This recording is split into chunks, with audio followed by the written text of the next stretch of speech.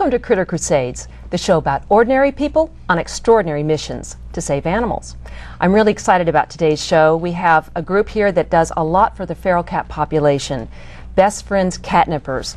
Let me introduce Karen Myers, one of the co-founders and co-directors, along with Mark Dodge. Thank you very much. Yes. As well as the volunteer trapping coordinator, Liz Kova. Thank you. So glad you could all come today. Thank you. I've been very excited about this show because I'm a very big cat lover, and I just have a hard time when I see feral cats running through the neighborhoods. I'm always wondering, how do they eat? How do they drink? How do they get along? How do they exist? And you are all experts about this, and I'd like to find out more about it so people that are watching can know what they can do when they see this and not just pass it by and say, oh, they're cats. They can take care of themselves.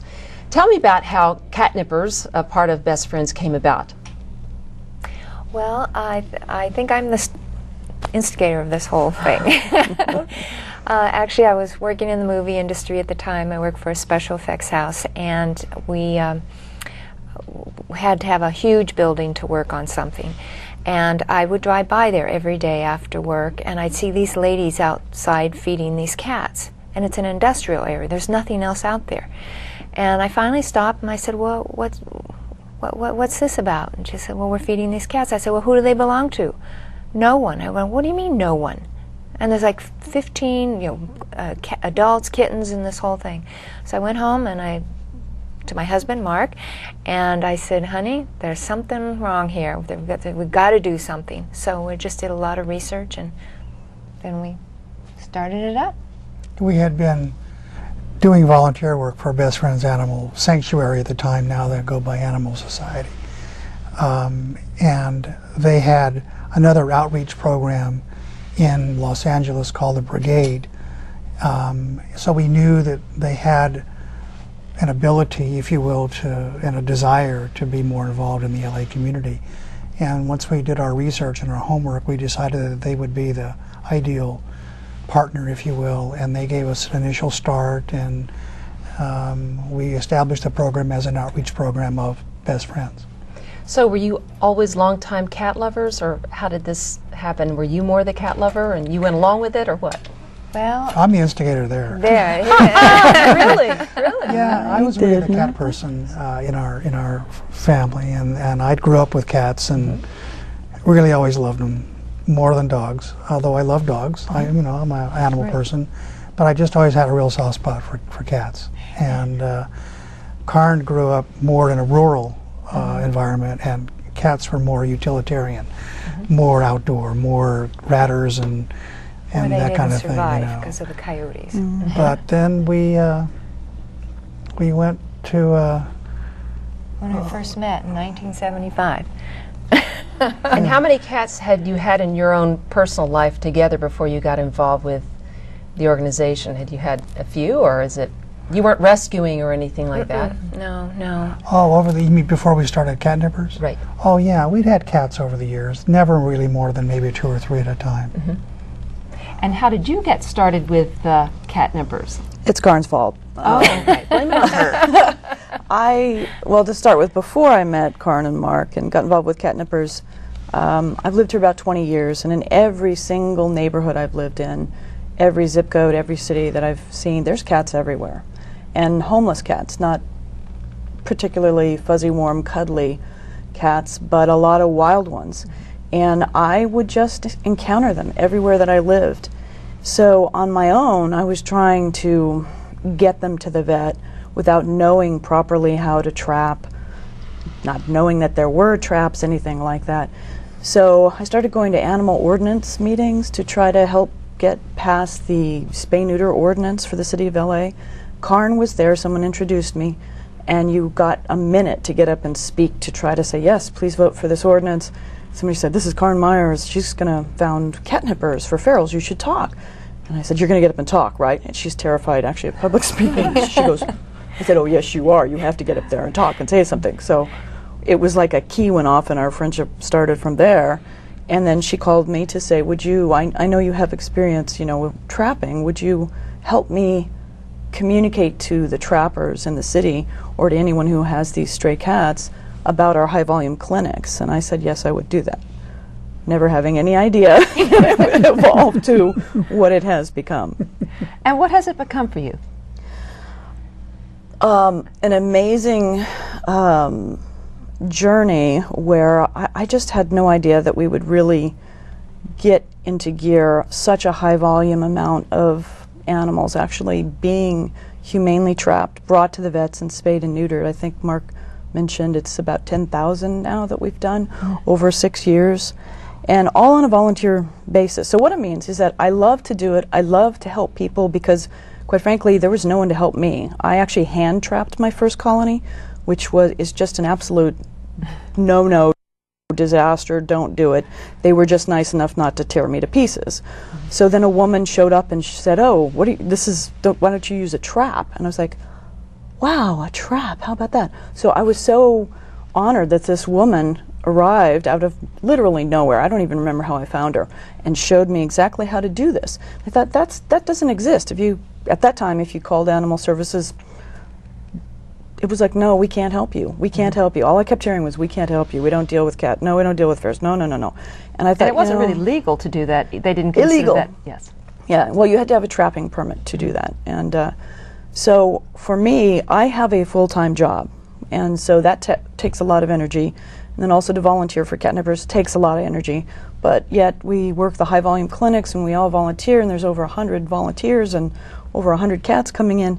And when you see them in the shape they come in, some of them doing not so well, your heart just cracks, and it's like, okay, so you're tired, shut up, keep moving, So, Well, I know that you brought some video I'd like to show the viewers that's showing sort of your MASH unit and what really goes on and in these clinics. And how often do you hold the clinics?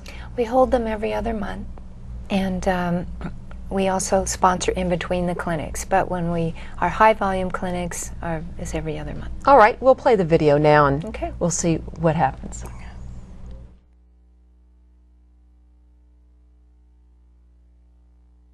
The Arden Animal Hospital in Glendale, California, was the location of the most recent Best Friends Catnippers Clinic, a unique program which offers free spay-neuter services to caregivers of feral cats in Los Angeles County.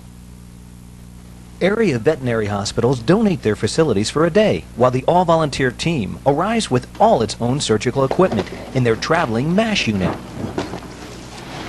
We followed Karen Myers, co-founder of Best Friends Catnippers, on a tour on how this day-long event is accomplished. This is where it all starts, and all the cats are brought in by the caregivers. They're lined up here, and this is where the individuals check in their cats. Liz gathers all the information they need about the cat, any concerns we might have, where the cats come from, and so on. If they do determine whether there's a male or a female, they are put in their appropriate locations, but most cats are unknown because they're feral and there's no way of knowing for sure what they are, so they will be placed in specific spots. This is anesthesia, and this is where they are prepped in the way the bladders are expressed. We now scan them, we microchip in case somebody's pet was picked up or whatever, we can determine who that belonged to. And this is where they're prepped, and they will be shaved, and they're all prepped for surgery. Then the females will go into here, which is the spay room. We will have 4 vets in here today. Over here is Phil. He takes care of all the instruments, and the neuters are done in this room. And this is intensive care unit. All cats are given food, temperatures checked. This whole area is all intensive care. After they are finished with them, they will come over here, and all their shots are done. We do rabies 4-in-1, Lancet, which deworms them, antibiotic. Then here is the dental, teeth are clean. And here is ear tipping. Tip their ear, which identifies that they've actually been fixed. Then they are transported out here. The cats are brought here, and this is where they are groomed.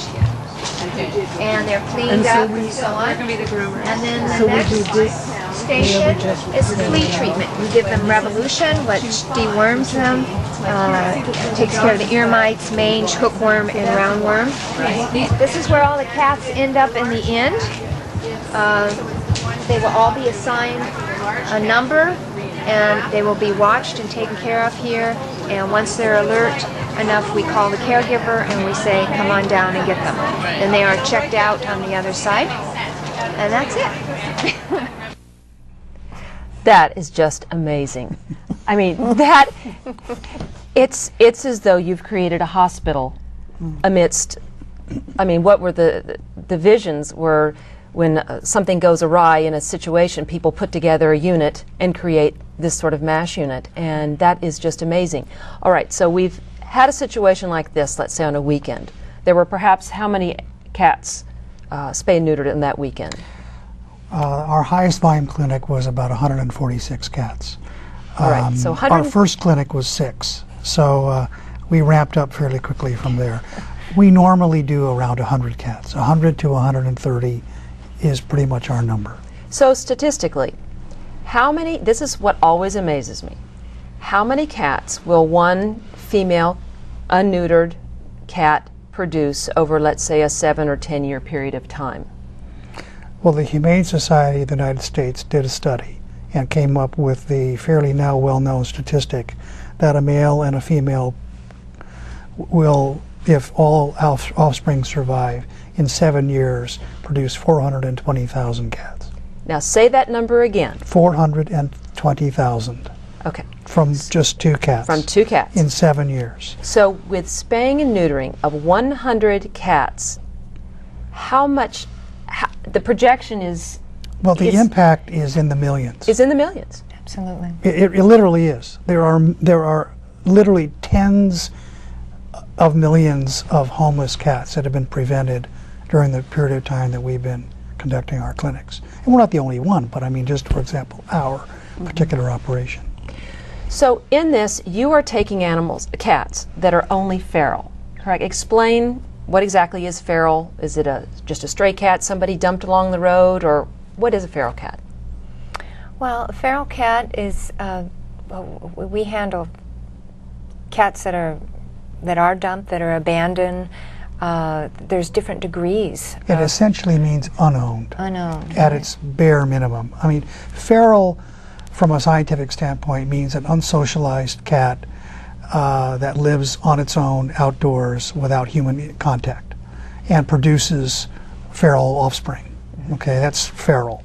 But within the milieu, if you will, of what we deal with, you get pets that are abandoned. You get college students who take in a cat for the semester and then leave and say, gee, well, they'll fend for themselves, and they leave it. And so you get a varying degree of socialized and unsocialized animals. But our basic criteria about taking in cats is it's got to come in a trap and it's got to leave with an ear tip, because that weeds out pet owners from trying to take advantage of our And the ear tipping, what does the ear tipping do? That's pretty much a universal symbol in the humane community that it's a cat's been altered. They just cut off a small portion. A square cut. Under anesthesia, they just tip the top of the right ear. It's just a square cut. Right ear? Yeah. Yeah. All right. So backing up as to how these cats got there, how did they get there? Because they didn't just walk up to people's houses and say, I volunteer. Right. So that's sort of where you come in. To add to Mark's answer for what it means for the LA citizen or any citizen who sees a cat in their yard and tries to pet it, and it reacts not like a normal cat that they're used to probably dealing with. May hiss, it may spit at you, but it's coming to you for help, for food. So in general, as far as the feral cat, trying to explain what that means, you can't pick the cat up. You can't just pick it up and put it in a carrier and take it to the vet. So that is a huge challenge, because the cat will continue to reproduce if it's a female. Most people call us on the hotline and they've God, I was feeding a female and she was really fat, and now there's 5 kittens. And so they really don't understand how quickly the reproduction rate happens. Or I'm seeing a really big male, a tomcat, and he's all beat up, he looks terrible. But I try to get him and I can't pick him up. So, like I mentioned before, I hand trapped my first colony. I waited for their head to be down in the food dish, and I sat on a stoop and I scruffed them and I put them in a carrier. And when I would go to the vet, they were like, "Are you crazy? What are you doing? I mean, there's traps." I'm like, "Traps? My goodness." So this is a humane cat trap right here. Oh, if wonderful. I can go ahead and show you how this Absolutely. works. If I take the cover off, this is the safest way to transport a feral cat to and from the vet. We line it with several layers of newspaper. The cat is not going to get out of this, okay? This is the back gate. Let me start with the back gate.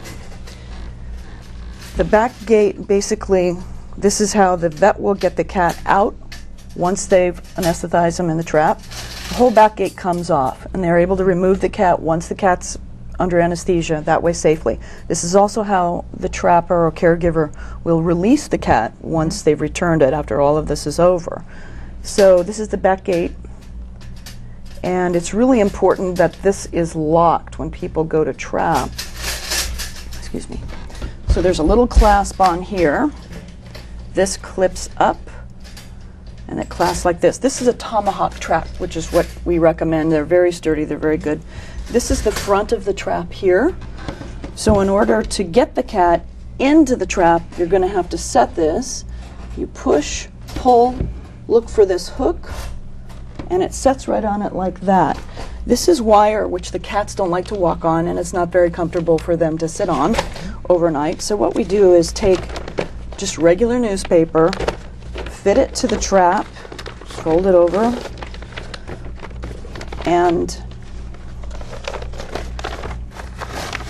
put it all the way to just to the back of the trip plate, not all the way to the back. And the reason for that is once you have this cat in here, you trap in the evening, you take the cat to the vet in the morning. Just like people, if you eat and you go under anesthesia, you throw up. So with the cats, we're very strict with our caregivers about making sure they trap the night before, but you have to bait the trap in order to get the cat interested into going into something like this. Right. So what we do is we take, I don't have it, but a little piece of aluminum foil, wax paper, you set that down on the ground here, and where this is not lined, you put a big mound of tuna on that square. Oh, okay. You squish it up through the top of the trap so that once the kitty goes in, without the paper here, let me show you.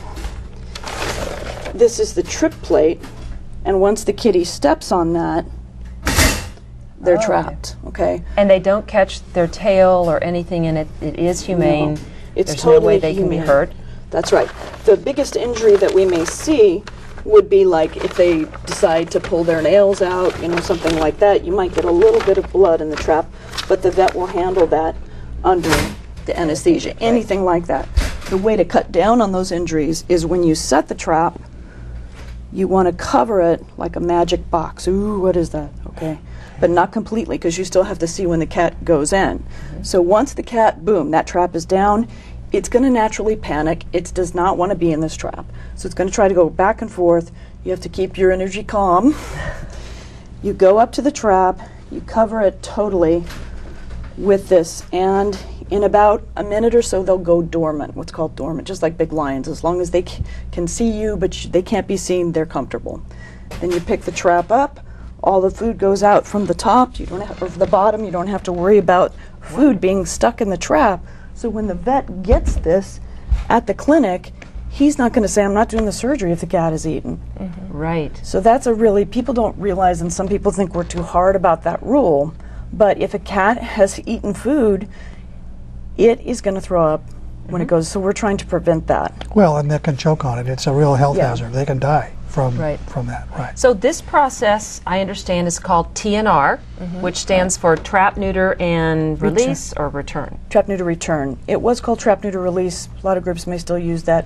We use trap, neuter, return because we want people to understand that the cats are going back to their homes, back to where they were born, as long as the caregiver is okay with them being there and agrees to feed and care for them.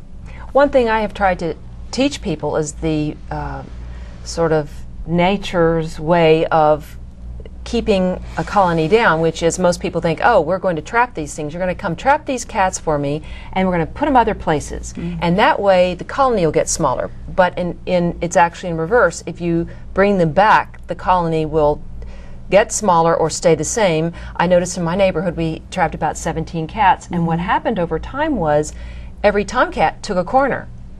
They all took their own directions, You bet. and they were very calm, and you didn't hear the screaming at night, you didn't hear the howling, which people get upset about. So in a way, if people understood this is a way to make your neighborhood nicer, you're helping animals, you're keeping the population down, you're actually still keeping a pest control there. They do enjoy keeping away rats and mice. That's something you don't have to worry about. And they serve an actual purpose in nature. And taking them away, it's just like what they do with trying to annihilate the sharks or anything. You're messing with nature. Now, obviously there weren't the hundreds of thousands of cats always running around. How did this problem come about? I mean, obviously something has happened that has caused so many cats to... Well, originally they brought them over on ships to America. They weren't indigenous to this continent, so they brought them over, and from there, whoom, they just spread, just like in Australia.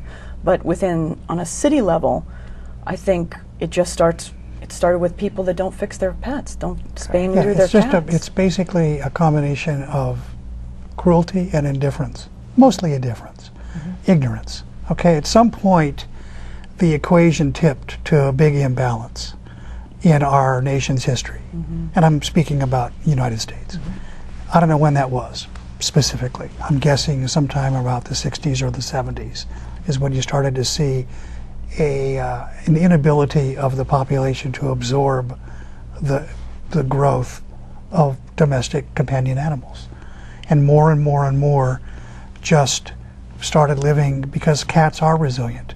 Dogs, you don't see a lot of feral dogs. There's maybe 60 or estimates are there's maybe 50 or 60,000 feral dogs in all of Los Angeles. And they basically run in very small packs, and they don't have very good lives, and they don't really make it. There's over 1 million to 2 by estimates of feral cats. So they can make it. Yeah, they're incredible survivors. They're incredible survivors, but then again, there's so many things of our encroaching upon their areas that cause problems. Automobiles, to me, is one of the worst things. That's always my... Now, as an organization, you're an organization, an outreach program. It's not that you're a rescue group that goes out and takes in animals. So what are some of the programs? I understand you're teaching at some colleges or doing something to educate. What are the programs you're doing? Well, we did teach a class at UCLA. It was for credit for their biology department on TNR. And in fact, we got some volunteers after that, so they are still participating with our organization. So we did that class, and Liz in particular teaches a class on trapping, but the organization is focused on feral cat colony management. So we help out there, and that's with Donna Baker. We speak at various conferences and things, and share our experience and whatnot. Some extensive information on the website for Best Friends, the nonprofit Best Friends. And how would somebody find that? What is the website address that has the Catnippers information? Our website address is www.bestfriends.org/LA, and then you click on Catnippers, and that gives you everything you could possibly want to know about our organization. The general information, and then things that are specific to caregivers. And it has all our trapping instructions, aftercare instructions, shows you what an ear tip looks like. Our focus is truly on the spay-neuter aspect of it, but then you have people that need assistance for medical issues. And a cat, even a pet cat, can be very expensive items, and we don't want to be spending our money as much as we would love to, but we truly are focused on population control. So there are other organizations that will do cover medical costs. So on our website is also a list of those organizations, and even other organizations that do spay-neuter as well as what we do. So, So if someone wants to start a program like this in another city, in another state, they can actually look at the website, find out some of the information, gather that. They could probably email you or call you as well if you're not in the Los Angeles area, talk to you about it. But if you're in Los Angeles, potentially you could help set up, give them some information as well, let them know about how to entice volunteers to become involved. Yeah, And that would be. yes, Karen, and we've done that, and we'll get those emails or phone calls out of the blue. And actually, Mark pretty much handles that. He sort of tells them Okay. how we got, excuse me, how we got started and so on. So if anyone is interested, they can just go ahead and say, we're going to get a group together and make this difference. That to me is the most empowering point of what your group is doing, is to say, these people accidentally started this and look what it's become. The video itself shows the power of what volunteers can do, the power of what an idea can bring about, and in that it's just an amazing thing. In this last moment that we have here, what would be the most important thing you'd want to say to people that are interested or thinking about a feral cat when they see it on the road? What would you say to them? About the cat or about starting a Just program? the whole, what we've talked about. Well, what I wanted to say, my advice would be to anybody that's serious about starting a program like this, run it like a business. Just run it like a business. There's far too many people with good hearts in the rescue and humane community who only think about the mission and they don't think about the practicality. Think about the practicality. Cost, expense, how you're going to do it, how you're going to manage it, where you're going to raise your money. Those are the important things that I would say. Thank you all very much for coming. Really appreciate Thank it. you. You make a huge difference here in Los Angeles, and we greatly appreciate it. Thank you. Thank you again for joining us here on Critter Crusades, the show about ordinary people on extraordinary missions to save animals. Go out, make a difference in your area, spay and neuter. It makes a huge difference. Thank you.